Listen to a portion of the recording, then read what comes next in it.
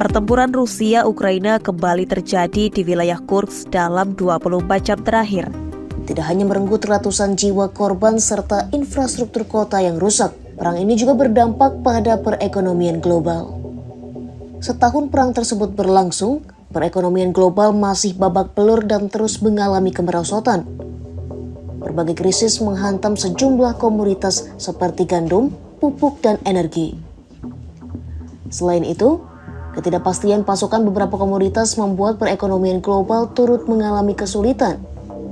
Bahkan di Eropa, lonjakan harga besar terjadi dalam beberapa dekade terakhir hingga terancam resesi.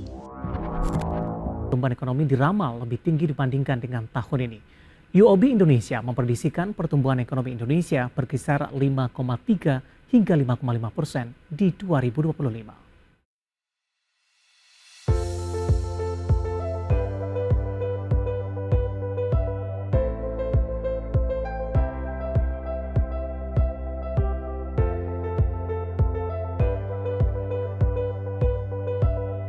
Pernahkah kalian mencoba menyusun sebuah puzzle?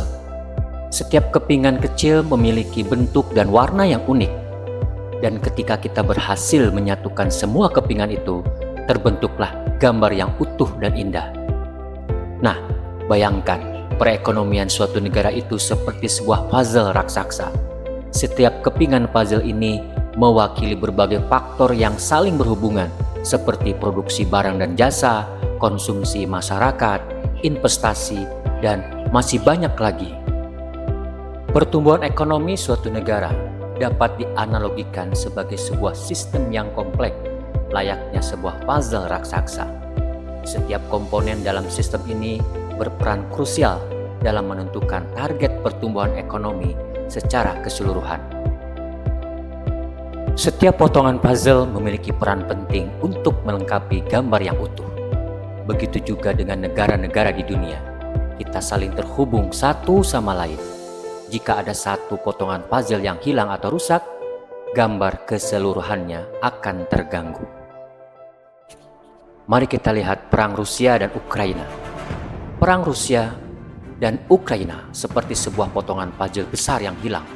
Kedua negara ini adalah produsen utama beberapa bahan penting di dunia, seperti minyak, gas, gandum, dan biji-biji lainnya. Ketika perang terjadi, produksi dan distribusi bahan-bahan ini terganggu. Lalu, apa dampaknya pada ekonomi global? Yang pertama, harga barang naik karena pasokan bahan baku berkurang. Harga barang-barang seperti makanan, bahan bakar, pupuk menjadi lebih mahal. Ini membuat hidup kita semakin sulit, karena kita harus mengeluarkan uang lebih banyak lagi untuk kebutuhan sehari-hari. Yang kedua, inflasi meningkat. Inflasi adalah kenaikan harga secara umum. Ketika harga barang-barang naik, inflasi pun ikut meningkat. Ini bisa membuat nilai uang kita menjadi lebih rendah. Yang ketiga, pertumbuhan ekonomi melambat. Perusahaan-perusahaan di seluruh dunia kesulitan mendapatkan bahan baku yang mereka butuhkan dengan harga yang terjangkau. Akibatnya, produksi mereka menurun dan pertumbuhan ekonomi pun melambat. Yang keempat, krisis pangan. Negara-negara yang sangat tergantung kepada impor gandum dari Ukraina, seperti negara-negara di Afrika, mengalami krisis pangan. Hal ini dapat menyebabkan kelaparan dan malnutrisi. Bagaimana dengan Indonesia? Indonesia juga merasakan dampak dari perang Rusia-Ukraina. Kenaikan harga minyak dunia misalnya, membuat harga bahan bakar di Indonesia ikut naik. Ini berdampak pada biaya produksi berbagai barang dan jasa, sehingga harga-harga pun ikut naik. Apa yang bisa kita pelajari? Perang Rusia-Ukraina mengajarkan kita bahwa kita hidup dalam dunia yang saling terhubung. Peristiwa di suatu negara dapat berdampak besar pada negara-negara lain. Oleh karena itu, penting bagi kita untuk menjaga perdamaian dan menyelesaikan konflik secara damai. Seperti kita menyusun puzzle, apabila puzzle ada yang hilang atau rusak, maka tidak bisa tersusun. Begitulah ekonomi.